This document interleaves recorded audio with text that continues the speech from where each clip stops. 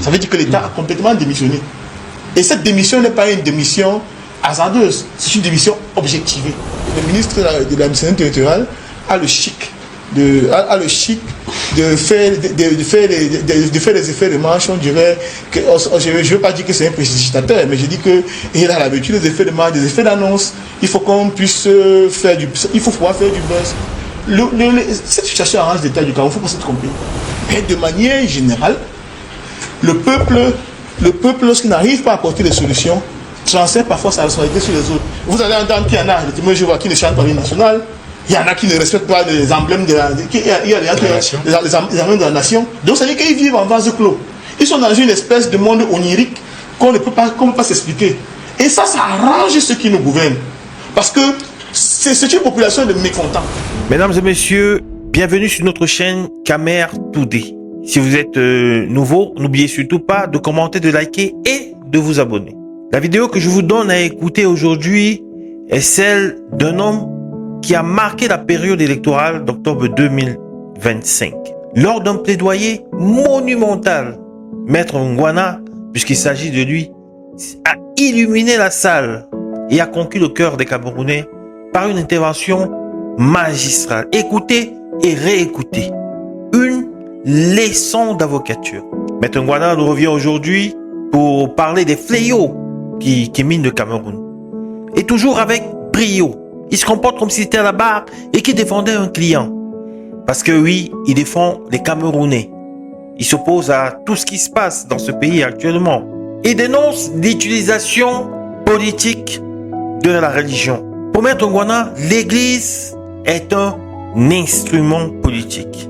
Au service, bien évidemment, de ceux qui sont au pouvoir. Des gens pour oublier leurs problèmes, chômage, misère, manque d'infrastructures, se livrent dans les églises. Il nous cite ici Hemingway et Mars. Il explique que la détresse pousse les populations vers une foi factice. Ces gens ne vont pas à l'église parce qu'ils cherchent réellement Dieu. Mais non. Mais parce qu'ils ont démissionné. La démission collective face aux devoirs civiques et politiques arrange les politiciens, dit-il. La démission objectivée de l'État dans la régulation des cultes est quelque chose qui doit nous interroger. Parce qu'il y a une loi au Cameroun qui régule cette affaire. Les régimes d'autorisation pour des associations religieuses. La loi 90-53. Comment se fait-il qu'à ce jour, nous pouvons nous retrouver avec plus de 1400 églises de réveil qui exercent sans autorisation? Cette absence de contrôle prouve selon lui que l'État a abandonné son rôle de régulateur. Mais ce n'est pas un abandon, c'est une omission volontaire. Et par-delà, le ministre de l'administration territoriale Tangandi, comme à son habitude, revient toujours en force avec sensation, une communication tonitruante sur une affaire d'église de réveil. Mais ce que nous devons apprendre, ou bien ce que nous devons comprendre, c'est qu'il n'a jamais apporté une solution durable. Le tout n'est pas de bannir ou de demander aux églises de réveil de se mettre en règle, mais quelle est la solution véritable qu'il apporte à ce problème d'église? Puisqu'il ne s'agit pas réellement d'un problème d'église, il s'agit d'un problème de démission collective. Les Camerounais démissionnent. Ils en ont marre. Face à leurs difficultés quotidiennes, ils s'abandonnent à plus haut. Quelqu'un qui viendra intercéder pour eux. Maître Ngwana, comme à son habitude, est remonté face aux situations que traverse le pays. L'État ne cherche pas à apporter des solutions efficaces. Non qu'ils n'en savent pas. Mais c'est une volonté pour eux de ne pas nous apporter des solutions efficaces, dit-il. Car les solutions crèvent les yeux. Mesdames et messieurs, je ne vais pas vous en dire davantage. Je vous laisse savourer. Écoutez une fois de plus ce plaidoyer monumental de Maître Ngwana. Je voudrais d'abord dire à M. Pelou Onana que le constat qu'il a dressé est la signification plausible de la faillite du système qu'il représente, parce que vous n'attendez pas que ce soit les populations, mais que ce soit les militants de l'opposition qui viennent réguler là où l'État est censé être le régulateur. Je voudrais d'abord, d'entrée de jeu, indiquer que cette situation est une situation voulue par ceux qui nous gouvernent. Je me fais fort d'abord de citer Karl Marx qui disait que la religion est l'opium du peuple. Ceux qui nous gouvernent pendant longtemps ont trouvé dans ces églises, dans la religion, un allié parfait pour pouvoir détourner le peuple de l'essentiel. Je ne prétends pas qu'il n'est pas important de prier, mais il faut savoir également que la misère est un ferment de la foi factice. Et Ernest Hemingway disait, c'est quand on est vaincu qu'on devient chrétien. C'est quand on est vaincu qu'on devient chrétien. Certainement pour expliquer le fait que il y a beaucoup, lorsqu'ils n'arrivent plus à faire face aux réalités de la vie, pensent que le seul recours est celui de la divinité. Donc c'est une espèce de démission. Et ça, c'est une situation qui conforte beaucoup ceux qui nous gouvernent. Parce que vous faites l'apologie de l'athéisme là. Je ne suis pas un athée. Contrairement à ce que vous croyez, je ne suis pas un athée. Ce que je veux dire, c'est que j'explique une situation. Ils sont nombreux qui sont dans les églises de réveil pour chercher des miracles. Et pourquoi est-ce qu'ils recherchent des miracles? Vous et moi, nous croyons en Dieu. En tout cas, pour la plupart, les citoyens camerounais croient en Dieu.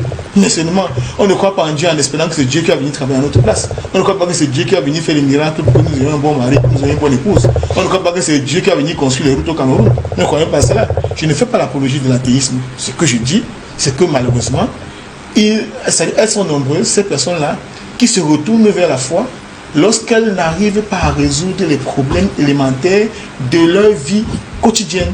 C'est de ça qu'il est question. Et alors, lorsque vous transférez sur la divinité, sur une autre personne, sur une autre entité, elle dit que la quête de la solution à vos problèmes, le combat qui doit être le vôtre, vous ne vous battez plus. Ça, c'est une chose qu'il faut savoir. Les associations, il y a deux types d'associations qui relèvent du régime de l'autorisation. C'est la loi 90/53 qui le dit. Les associations religieuses et les associations étrangères. Et nous sommes ici nous sommes ici en train de faire allusion aux associations religieuses qui toutes relèvent du régime de l'autorisation. Mais on se rend compte que le ministre lui-même a fait le décompte. Il y a plus de 1400 qu'il faut fermer. Qu'il faut fermer. Ça veut dire qu'ils exercent sans autorisation. Ça veut dire que l'État a complètement démissionné. Et cette démission n'est pas une démission hasardeuse, c'est une démission objectivée. Et je pense que, contrairement à ce qu'il dit, c'est un effet de com. C'est la com que recherche le ministre. Vous savez que le ministre de l'administration territoriale a le chic de faire des effets de manche. On dirait que, je ne veux pas dire que c'est un prestidigitateur, mais je dis qu'il a l'habitude des effets de manche, des effets d'annonce. Il faut qu'on puisse il faut pouvoir faire du buzz. Ce n'est pas la première fois, vous l'avez vu dire vous-même, qu'il y a eu des réunions de gouverneurs ici, là où on a attiré l'attention sur la question des églises de réveil, mais aucune solution n'a été apportée. Il y a un monsieur, je crois ici à Bonaville, qui a vécu 6 mois avec sa femme qui était décédée à la maison. Elle était décédée à la maison et elle a pourri sur le lit. Il était convaincu qu'elle allait ressusciter. Il priait parce qu'elle était convaincue qu'elle allait ressusciter. Il y a une autre dame qui a gardé sa mère à la maison. La mère est décédée pendant presque 1 an. Le frère a dû partir de l'Europe pour venir carrément reprendre sa mère pour qu'on puisse lui offrir une sépulture digne. C'est des choses qui sont déroulées au Cameroun, mais c'est toujours très souvent les exactions qui sont posées dans le cadre des églises, de ce que nous appelons ici les églises de réveil. Cette situation arrange l'État du Cameroun, il ne faut pas se tromper. Monsieur Monod a pris tout à l'heure, Aristide a pris tout à l'heure l'exemple d'un monsieur avec lequel vous êtes de soir dans un militaire, le lendemain matin vous dites qu'il est pasteur. Prenons le cas d'un pays comme le Rwanda. Pour être pasteur au Rwanda, il faut avoir un diplôme universitaire en théologie ou bien en sciences religieuses. Mais chez nous ici, le premier prestidigitateur peut se lever le matin, il vous dit qu'il a ouvert une église, il achète les baffles, vous ne pouvez plus dormir chez vous. Mais les gens ils vont mettre. Les gens ils vont parce que les gens sont dans la détresse. Je vous ai dit là que les gens sont dans la détresse. Quand j'étais Hemingway, c'était pas pour dire que je suis athée. Moi je crois à l'existence de Dieu. Il faut pas se tromper. Et c'est pas moi qui le dis. C'est que c'est des questions. Quand Hemingway le dit, c'est des questions qui ont déjà fait l'objet de réflexions ailleurs. C'est quand on est vaincu qu'on devient chrétien. Il faut voir que la foultitude de ceux qui vont dans les églises de réveil, la grande majorité, c'est-à-dire que figure au nombre de ceux qui ont des difficultés auxquelles ils n'arrivent pas à apporter des solutions. C'est vrai, il y a l'écume des vagues, il y a quelques-uns, On a cité ici, là, nous avons vu qu'il y a un gouverneur qui s'est mis à genoux ici devant un pasteur qu'on appelait, c'est Kangouka qu'on a appelé. C'est des choses qui sont arrivées dans le pays. À dire au mépris de la laïcité. Le gouverneur qui représente toute une institution. Nous avons quand même un directeur du cabinet civil qui est également dans une église de l'éveil. Je ne prétends pas que ce soit le cas pour tout le monde. Mais de manière générale, le peuple, lorsqu'il n'arrive pas à apporter des solutions, transfère parfois sa responsabilité sur les autres. Je vais vous prendre par exemple une société comme la société française, les sociétés vers lesquelles qui nous ont apporté ces religions, qui nous ont amené ces religions, apporté ces religions-là. Que se passe-t-il? Plus de 60% de la population française est athée. Je ne prétends pas qu'il soit l'exemple à suivre. Mais parce que les gens, c'est-à-dire les gens se retournent très souvent vers les sciences quand elles ont résolu les problèmes basiques. Chez nous, les gens ont encore des problèmes pour pouvoir manger, pour pouvoir s'électrifier, pour pouvoir même sortir de leur domicile. On souffre des inondations, il n'y a pas de route, c'est-à-dire que l'État n'a satisfait à aucun besoin primaire. Tout à l'heure, celui qui vous faisait la liste, il parlait de tous les secteurs, que ce soit la santé et l'éducation et tout le reste. C'est des secteurs qui sont des secteurs prioritaires dans un État. Et lorsqu'on ne les résout pas, qu'est-ce qui se passe? Les populations cherchent à trouver des solutions. Et il faut savoir une chose, je ne jette pas l'anathème sur toutes les personnes dans les églises de réveil. Si vous voulez faire un sondage, les personnes qui s'intéressent le moins aux questions politiques sont les personnes qui sont dans les églises de réveil. Je dis le moins. Je n'ai pas besoin de vous rappeler que tout à l'heure, il a parlé de la fermeture des témoins de Jéhovah. Ils avaient refusé de participer à une élection. C'est pourquoi le président Aïdji avait ordonné la fermeture de l'association des témoins de Jéhovah. Il avait ordonné parce que, et quand il y a deux d'entre eux, et tel mot le coulé, Nana Tchana Daniel ont engagé des procédures. Deux témoins de Jéhovah de renom de l'époque qui ont engagé des procédures pour pouvoir, pour qu'on puisse réhabiliter. Quand la Cour suprême rejette leur recours, on dit que vous êtes sorti du cadre de votre association en demandant à vos adeptes de ne pas participer aux élections. Vous comprenez? Donc, c'est-à-dire que, de manière générale, quand vous voyez dans un pays comme le nôtre, si vous voulez faire le sondage, ceux qui n'ont pas de carte d'électeur, ceux qui ne vont pas voter, en grande majorité, c'est les gens qui sont dans les églises de réveil parce qu'ils estiment que c'est le gouvernement de Dieu qui viendra résoudre leur problème. Vous allez entendre qu'il y en a, les témoins de Jéhovah qui ne chantent pas l'hymne national, il y en a qui ne respectent pas les emblèmes de les emblèmes de la nation. Donc, ça veut dire qu'ils vivent en vase clos. Ils sont dans une espèce de monde onirique qu'on ne peut pas s'expliquer. Et ça arrange ceux qui nous gouvernent. Parce que c'est une population de mécontents. En fait, ce sont des mécontents qui, au lieu de manifester leur mécontentement dans la sphère politique, pour que notre pays puisse sortir de l'ornière, ont choisi de démissionner. Parce qu'en réalité, aujourd'hui, la religion est un cadre de sacralisation de la démission, de la démission collective dans des questions liées à la gestion de l'intérêt général. Et c'est comme ça qu'il faut, c'est un paramètre sur lequel il faut surfer. Donc, et aussi, on a cette course vers la prophétisation, les prophéties, les miracles, comme il a dit tout à l'heure. Tout le monde va à l'église. Pas pour glorifier véritablement Dieu, mais on va parce que on recherche l'amélioration de sa condition à travers faire des coups de bâton magiques. On demande d'aller travailler. La théologie de la prospérité. La théologie de la prospérité. Et c'est inconvenable. Et aucun pays ne peut se développer ainsi. Quand vous voyez un pays comme la Chine aujourd'hui est la première puissance économique mondiale. La Chine a fait plus de 1000 a eu un excédent commercial de plus de 1000 milliards de dollars depuis 2 ans. Mais la Chine, c'est pas un pays dans lequel les religions prospèrent. Et il faut savoir une chose, c'est que Mao avait fermé la plupart de ces églises dont nous parlons aujourd'hui. Les avait interdits en Chine. C'est aujourd'hui que quelques-unes s'installent un peu de manière éparse. Je ne suis pas. Mais reste qu'ils ont leur religion. Mais non, il n'y a pas de religion chinoise. Non, je veux dire qu'il n'y a pas une religion, on va dire, nationale, reconnue, mais ils ont des pratiques religieuses. Il faut savoir une chose, il y a des pratiques religieuses, par exemple, qui ont hérité de l'Inde. Il y a quelques-uns qui ont hérité de l'Inde, des pratiques religieuses qui viennent de l'Inde, mais comme le bouddhisme, le shintoïsme. Le shintoïsme, mais c'est pas de religion. Le shintoïsme, c'est plus une philosophie qu'une religion. Donc, alors, l'État a donc lancé cette opération qui vise donc à intensifier la fraude aux allocations familiales, notamment au sein de la fonction publique. Il faut vérifier l'authenticité des actes de naissance, il va extirper les enfants déclarés effectivement et surtout recouvrer le fonds indûment perçus. C'est possible? Alors, est-ce que vous croyez en cette opération-là? Quels sont les avantages et les inconvénients d'une telle opération? Est-ce que ça peut permettre effectivement de balayer? Mais la vraie question, c'est pourquoi maintenant, Maître Moustapha Ngouana? Ce qui me pose problème depuis que toutes ces opérations sont lancées, c'est que on semble caresser dans le sens du poil tous les auteurs de ces actes-là. En réalité, pour pouvoir y parvenir, il y a d'abord des faux en écriture publique authentique. Ça veut dire que quand vous fabriquez un acte de naissance, quand vous fabriquez un acte de naissance pour venir introduire un dossier, ça veut dire que vous commettez un acte de faux qui est passible d'une peine d'emprisonnement. Et je constate que tout le monde aujourd'hui est en train de dire qu'il faut seulement récupérer l'argent. Mais pourquoi récupérer seulement l'argent? Ces personnes-là, c'est-à-dire qu'à défaut de se retrouver dans une situation où on les envoie tous en prison, ce qu'ils doivent faire, c'est qu'on doit les démissionner de la fonction publique. Il y a davantage de places qu'on va avoir pour nos enfants parce qu'il y a des jeunes qui sont là. C'est-à-dire que quand on parle de la crise de l'emploi au Cameroun, c'est une occasion de donner l'emploi à beaucoup de Camerounais. Parce que quand vous dites, quand on n'a pas de 20 000, mais c'est beaucoup plus de 20 000 personnes. Il y en a qui n'ont pas déclaré peut-être plus de 10. Mais il y en a qui ont déclaré 2, 3, 4, 5 enfants qui ne sont pas véritablement, qui n'existent pas.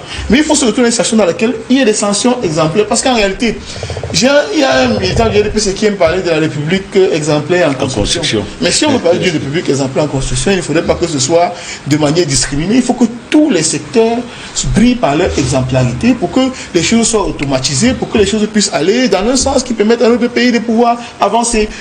Quand on parle d'automatisation, aujourd'hui par exemple, il y a un fichier par exemple qu'on oublie. Si on automatise le fichier foncier au Cameroun, je peux vous garantir que beaucoup ne voleront plus. Parce que suffit qu'on introduit votre nom, on dit Aristide Mono, 300 titres fonciers. Ou bien si même si c'est vous-même vos enfants, on introduit, les gens ne pourront plus. Les gens vont limiter la. Vous êtes en train de leur demander de se faire Harakiri, c'est ça? Je ne demande pas de faire Harakiri, mais ils disent qu'ils veulent faire la bonne gouvernance. Nous ne sommes pas la bonne gouvernance. Arrêtez, regardez, quand on arrête le bout, vous croyez que le bout qu'on a arrêté là, le bout pouvait faire quoi seul? Il faut faire quoi seul? C'est impossible. Donc en réalité, si on veut résoudre le problème, mais M. Mouna l'a indiqué aujourd'hui, dans tous les pays aujourd'hui c'est automatisé. Le Rwanda, qui n'est peut-être pour certaines questions n'est pas un exemple, au moins de ce point de vue là, un exemple qui peut être suivi, qui peut être suivi en Afrique. Pourquoi est-ce que vous voulez que les gens... C'est-à-dire, on se réfère par exemple, on a entré les résultats du baccalauréat là. Par exemple, qui est sur le site de l'OBC, tous les résultats du baccalauréat, au point où, à partir de votre matricule, ça pas n'importe quoi, vous serez capable, à partir de n'importe quel pays sur la planète, d'avoir des indications sans être obligé de traîner des diplômes ou des documents. Mais quand vous êtes dans les pays étrangers, quand vous voulez savoir si un enfant était dans une université, quand vous tapez son nom, vous avez les détails, vous savez quand il a le diplôme et tout, vous pouvez regarder son cursus. Pas chez nous ici, on va dire que non, il était à l'école au Nigeria, il était à l'école au Sénégal, on ne sait pas avec qui, on ne connaît pas ses camarades de classe, on ne connaît personne. Donc j'ai dit que pour moi, le problème le plus important de cette... en fait, ce qui peut nous permettre de sortir de l'ornière dans une situation comme celle-ci, c'est qu'il faut que ces gens-là servent d'exemple. Et servir d'exemple, ce n'est pas seulement réduire, ce n'est pas seulement recouvrer. Oui. Ces gens, à défaut de les envoyer au news, je vous dis que pour la plupart, ce qu'il faut faire, on les démissionne de la fonction publique. Qu'ils soient révoqués de la fonction publique. S'ils sont révoqués de la fonction publique, c'est un message fort qui va être envoyé à tout le monde. Et c'est pas parce qu'il y a personne, c'est Clémenceau qui disait que les cimetières sont remplis de personnes indispensables qu'on a remplacées. Donc ça veut dire que quand ils vont partir, ce sera, peut-être même si ce sont les jeunes du RDPC qu'on veut même battre, ce sera de nouvelles personnes qui vont venir à de nouvelles habitudes, en ayant conscience de ce que vous faites sans vous sanctionner, et on va avancer. Aujourd'hui, qu'est-ce qui se passe au Cameroun? Quand on sanctionne quelqu'un, les autres ont l'impression que c'est parce qu'il est malchanceux. Ou c'est parce qu'il a parti au mauvais réseau. C'est comme ça qu'on réfléchit. C'est pourquoi on se retrouve en train de commettre les mêmes bêtises tous les jours et la situation n'évolue pas du tout. Et vous restez tout. Aigle, Antilope, Sigipes, Alpha, Copé, tout ça là. Ça a donné quoi? Je peux vous garantir au moment où nous parlons là, il y a des gens qui sont en train de trouver la faille pour pouvoir contourner tous les nouveaux systèmes qui ont été mis sur pied. Un peu comme c'est le cas dans le système informatique, il y a le virus et l'antivirus. Donc c'est une véritable hydre. Donc il faut savoir. Alors,